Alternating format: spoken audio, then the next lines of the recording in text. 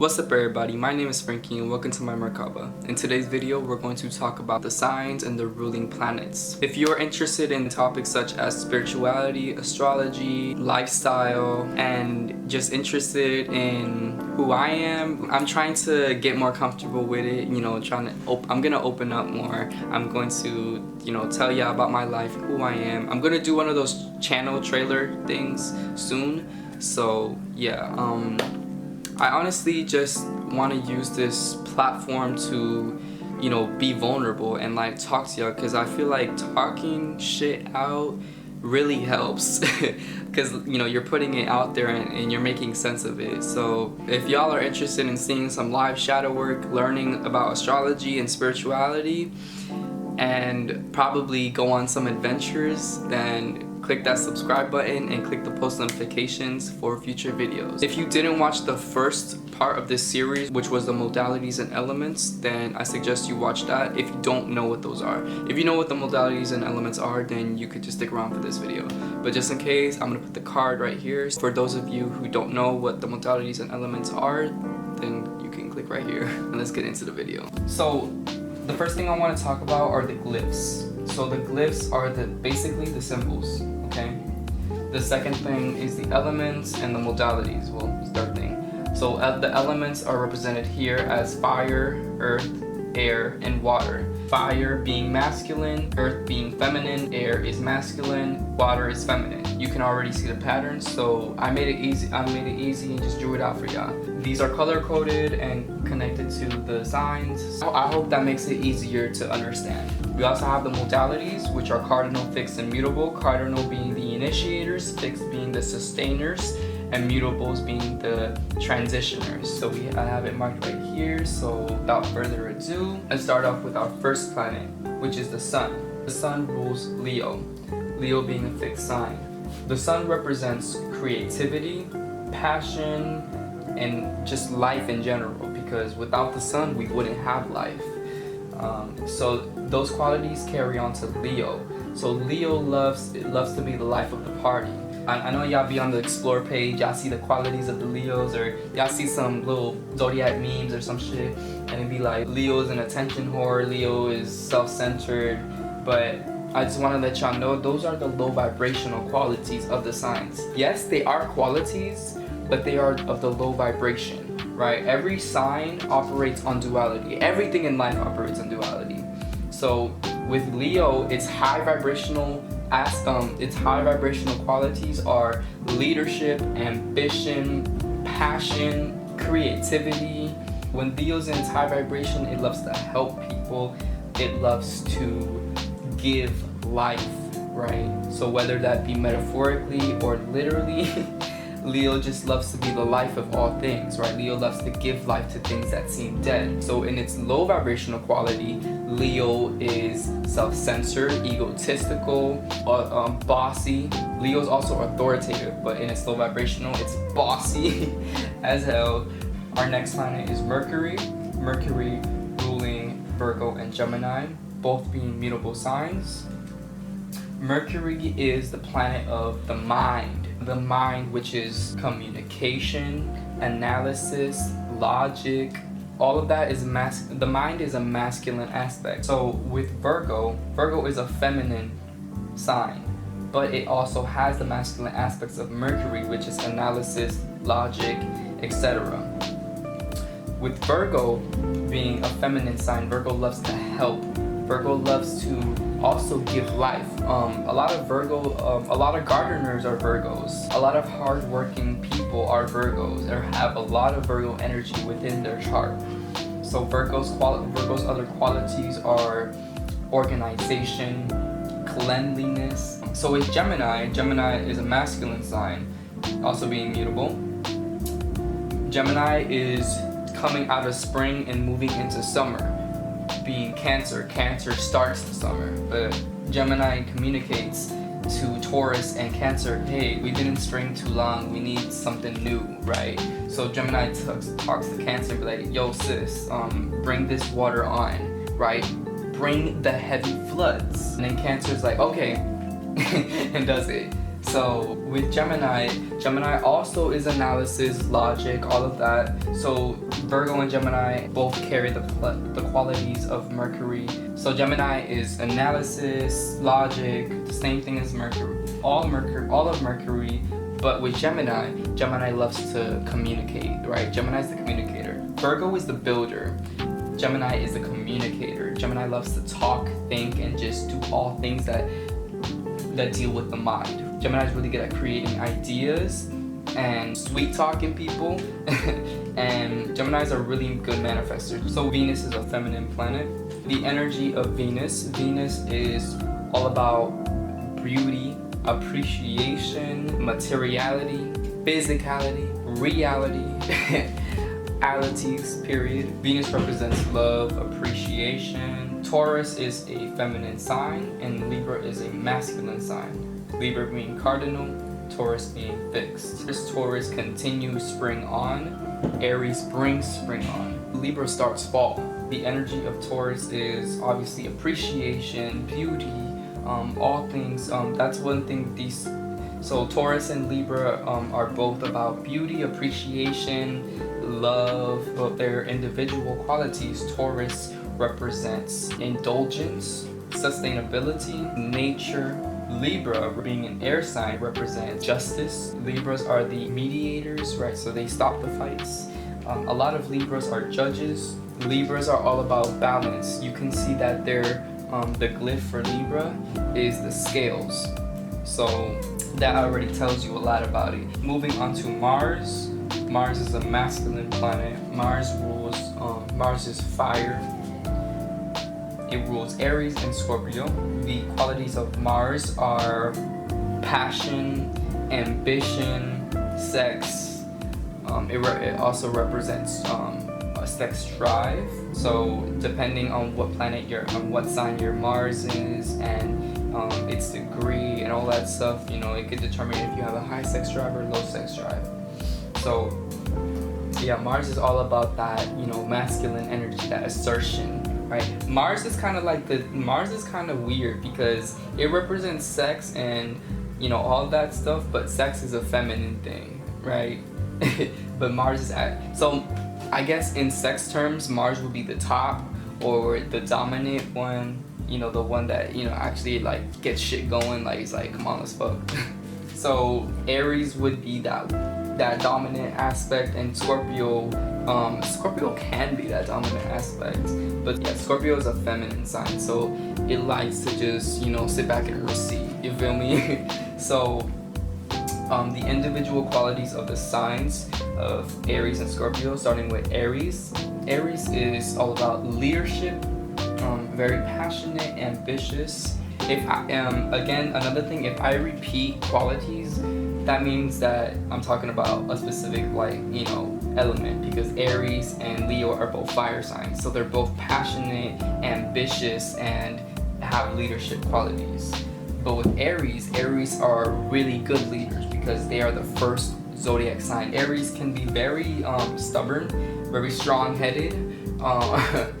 Aries love to just Aries just love to tell people what to do, right?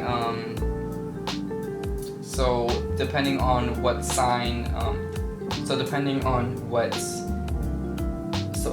on what planet you have Aries in, then that'll determine that quality. So for example, Moon in Aries, Moon being emotions. Those people could probably be very upfront about how they feel. Like they don't keep shit held in. Like they don't. That's not what they do. If they have a problem, they're gonna tell you. If they feel some type of way, they're gonna tell you, right? There's no reason for them not to tell you. With Scorpio is the exact opposite. So Scorpio is very intuitive, right? Scorpio being a water sign. Scorpios are very carnal. They love sex too, just like Aries, and they're ruled by the planet of sex. So, but with Scorpios are very intuitive, and they are psychics. They can see beyond, right? Even if they don't know it. If they sense a problem, they're not gonna tell you until until it's proven to them, until that shit just bottles up. Because something a tendency I see with Scorpio is that Scorpios love to hold shit in and then explode like a volcano. Like literally, that's what they do. So yeah, depending on what planet you have Scorpio in, with Scorpios, if they see a problem, then they're probably gonna be like, what's up with that? But they're not gonna tell them up front, unlike Aries. Scorpio's gonna wait until they feel like the time is right, and then they'll be like, so, I peeped that you did this back then, and then you did that, and then now you're doing this. So what's going on with you? that's Scorpio. But with Aries is all like, yo, why did you do that, bro? Like, what was the reason? You feel me? Right? But Scorpio's gonna pull up your history because Scorpio, being that volcanic energy, it can store so much shit in, and all the shit that it perceives and collects, it just stores it in until it feels like it needs to explode. That's why Scorpios are master manifestors too, because they receive, and then they externalize. The low vibrational quality of Aries can be too strong-headed. It can be very egotistical. Like Yaka Leo was that. So with Scorpio's low vibrational qualities, like I said, with the volcanic aspect, it can hold too much in and then explode at the wrong moment. Scorpios can be very deceptive too, right? They can really because they perceive all, so like sometimes it's too much. So yeah, moving on to Jupiter. Jupiter rules Sagittarius. Sagittarius is a mutable sign, so the quality of Jupiter is expansion, growth, wisdom, higher learning, and all of that good stuff. So with Sagittarius loves to travel, right? That's an expansion aspect. If you have Sagittarius heavy in your chart, you probably love to explore. You probably love adventure movies, all of that stuff and things. So Sagittarius's positive qualities are very ambitious, passionate, and driven. Very driven, creative, very creative. So Sagittarius's negative quality would probably be escapism, know-it-all energy. Just basically the direct opposite of what I just said. Or it can be like too much of what I just said. So yeah, I know that I forgot to say the negative qualities of Taurus and Libra. So with Taurus, it can overindulge. Like I said, it rules indulgence. So usually Tauruses know their limits, but sometimes some Tauruses are, have some baggage, that have some healing to do. So overindulgence could be a issue. Lack of structure. So with Libra's negative quality could be taking shit, literally taking shit because they feel bad, or because they make excuses for other people or themselves. So yeah, with Libras, you don't want to be around a low vibrational Libra either, because Libras love balance. Libras crave balance. If they don't have balance, their world is just falling apart. So moving on to Saturn. Saturn rules Capricorn. Capricorn being a cardinal sign. So Capricorn initiates winter. Saturn is all about rules, structure, morality, father energy, routines, mundane aspects of life. So with Capricorn is all about structure as well. Capricorn is all about their business. That's one thing. Capricorn's all about their business. So Capricorns, they don't like to hear buffoonery. They don't like to hear nonsense, right? If you're not about your business, then you're not about to be in their life. You're not about to be in their energy field. Capricorns also love to provide. Capricorn rules the parental energy. So with male Capricorns being father energy, female Capricorns being mother energy. So yeah, Capricorns can be a very nurturing sign in the sense that they provide material things. Like Capricorns can kind of be cold, but they don't really mean to be cold, if that makes sense, right? Because if you want nurturing mother or father energy, then that's Cancer. Capricorn is all about that material nurturing. So, you know, as a parent, this could probably be, you know, spoiling their kids, but spoiling their kids in materials and food and all that, not in love and emotions, right? And not being very open with their emotions. That's the negative quality of Capricorn. Capricorns can be too about their business and not about their emotions, right? Capricorns tend to avoid emotions as much as possible because that shit doesn't work for them. Like, I'm a Capricorn rising, but like it just doesn't work. But yeah, that's why shadow work is very important for my fellow Capricorns. Please do your shadow work consistently, at least one prompt a week, please, because if not, then you're gonna be emotionally unavailable. Sorry. Like that's what it is. So that's the biggest negative quality of Capricorn, emotionally unavailable. Moving on to Uranus. Uranus represents individuality. A quick trick to remember the energy of Uranus would be Uranus being uniqueness, how unique you are. So both being U's, obviously. So Uranus, unique, you already know. So Uranus rules Aquarius. Aquarius is the fixed sign of the lower half of the zodiac. So Aquarius continues on winter. Aquarian energy is very, very, very unpredictable, right?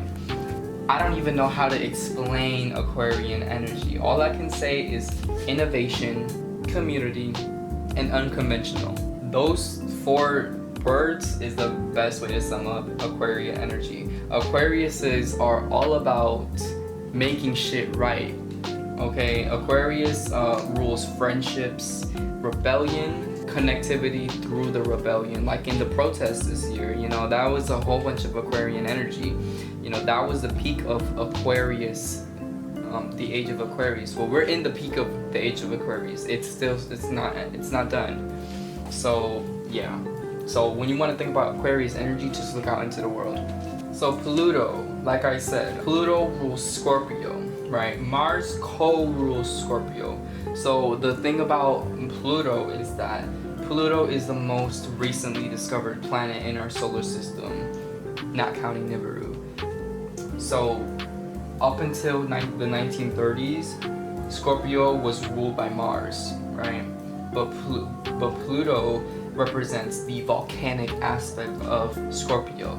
So Pluto is all about transformation. Pluto also rules death and rebirth. So literally that's volcano energy, right? That's just like stagnancy, like and then you feel me? So yeah, Pluto rules that volcanic aspect of Scorpio, the intensity of Scorpio. Moving on to the moon. The moon rules Cancer, Cancer being a cardinal sign starting summer. The moon represents our divine feminine, right? The sun represents our divine masculine. So the moon is all about intuition, fertility, emotion. Obviously everybody knows this, that the moon controls the tides, you know. So with humans being like, you know, 85% water, the moon is very important to us. Like if you're not in tune with your emotions, then I don't know, like all signs, even you Capricorn, you gotta be in tune with your emotions. You gotta be ready to express your emotions because we're 85% water, bro. All water signs are intuitive. All of the water signs are intuitive. They're very in tune with their intuition. So Cancer being the first water sign, Cancers receive right then and there. Like nothing goes past Cancer. Like if you do something, and Cancer's around, Cancer's not going to really say anything right then and there, but Cancer's going to be like, I see how you move, right? So the negative qualities of Cancers would be too emotional. The glyph of Cancer represented by the crabs, right? So that crab aspect is like too open and then too closed. So yeah, over emotional, not emotional enough. Moving on to Neptune, and Neptune is the dream world. So Neptune rules obviously dreams, spirituality, wisdom, past lives, and all of that good stuff. So Neptune rules Pisces, Pisces being a mutable sign. So Pisces is leaving winter and starting spring. Pisces is very intuitive, very creative. Pisces loves to dream. So these are the snoozers of the zodiac signs, because they'd rather just spend at least 20 more minutes in their dream world than just start shit.